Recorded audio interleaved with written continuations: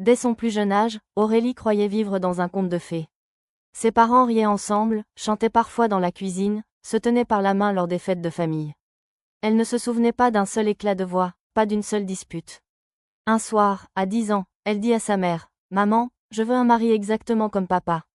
Toujours souriant, toujours gentil. » Sa mère lui caressa la tête et répondit avec tendresse, « C'est tout ce que je souhaite pour toi, ma fille. » Aurélie y crut. Son enfance fut remplie de belles images sur le mariage. Des années plus tard, devenue adulte, Aurélie se maria. Au début, tout semblait parfait. Mais bientôt, la vie lui montra un autre visage, les disputes pour l'argent. Les silences lourds après les désaccords. Les journées où son mari ne rentrait pas à l'heure. Un soir, elle éclata. Pourquoi est-ce que je souffre? Pourquoi mes parents, eux, n'ont jamais connu ça?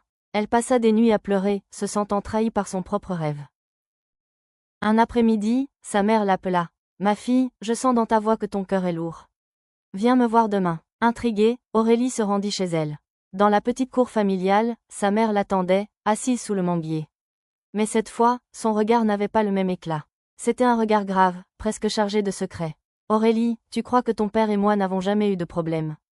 Tu crois que nous avons toujours été heureux. Mais il est temps que tu saches la vérité. La mère commença à raconter. Ton père et moi, nous avons failli divorcer 3 fois. Oui, 3 fois. Il y a eu des nuits où je dormais seule, des mois où je me demandais si notre amour survivrait. Aurélie ouvrit de grands yeux. Ce n'est pas possible, maman. Jamais je ne vous ai vu vous disputer. Parce que nous avons choisi de protéger ton innocence. Devant toi, nous étions unis. Mais derrière ce sourire, il y avait des blessures. Ton père a fait des erreurs. J'ai crié, j'ai pleuré, j'ai voulu partir. Mais à chaque fois, j'ai choisi de rester. Pas par naïveté, mais par volonté car je tenais à rester dans mon foyer jusqu'à la fin de ma vie. Un silence lourd s'installa. Puis la mère ajouta doucement, le mariage n'est pas un conte de fées. C'est une guerre douce, où chaque jour il faut décider si l'autre mérite encore ton pardon. Aurélie, bouleversée, demanda, alors, maman, pourquoi rester si ça fait souffrir? Parce qu'aimer, ce n'est pas fuir quand vient l'orage. C'est apprendre à danser sous la pluie. Parce que malgré ses fautes, ton père m'a toujours tendu la main après chaque chute. Et moi aussi. Puis, avec un sourire triste, l'amour parfait n'existe pas, ma fille. Mais l'amour vrai, lui, existe, c'est celui qui survit aux tempêtes. Après cette révélation, Aurélie rentre chez elle bouleversée. Cette nuit-là, elle ne trouva pas le sommeil.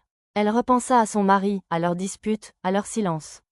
Elle comprit alors que ses parents ne lui avaient pas menti, ils lui avaient simplement montré le côté lumineux de leur histoire, tout en portant leurs cicatrices en silence. Elle se dit enfin, je croyais que l'amour, c'était l'absence de problèmes. Mais en vérité, c'est la force de rester malgré les problèmes. Elle se retourna et regarda longuement son mari qui dormait, elle ressentit 2 choses à la fois, de la colère pour toutes les blessures accumulées, mais aussi une étincelle d'espoir, parce qu'elle comprend que même ses parents n'étaient pas parfaits.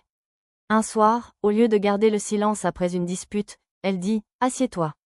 J'ai besoin qu'on parle. Le dialogue est difficile, les reproches fusent, tu ne me respectes plus.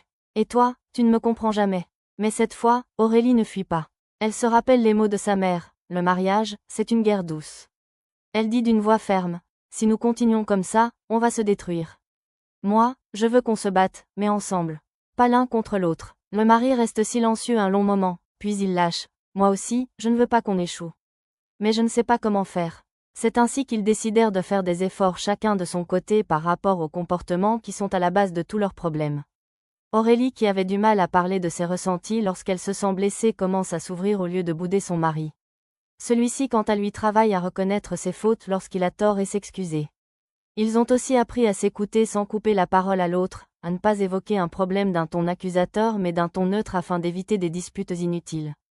À s'écrire au moins un texto romantique ou s'appeler au cours de la journée, à se raconter leur journée pour créer plus de complicité et consolider leur union. Tout semble aller pour le mieux maintenant dans leur couple. Comme quoi, un couple parfait n'existe pas. À chaque couple ses réalités, alors n'envie pas ce que tu vois chez les autres, mais travaille à ce que ta relation ou ton mariage réussisse si c'est encore possible. Si tu as aimé, like, abonne-toi et laisse un commentaire.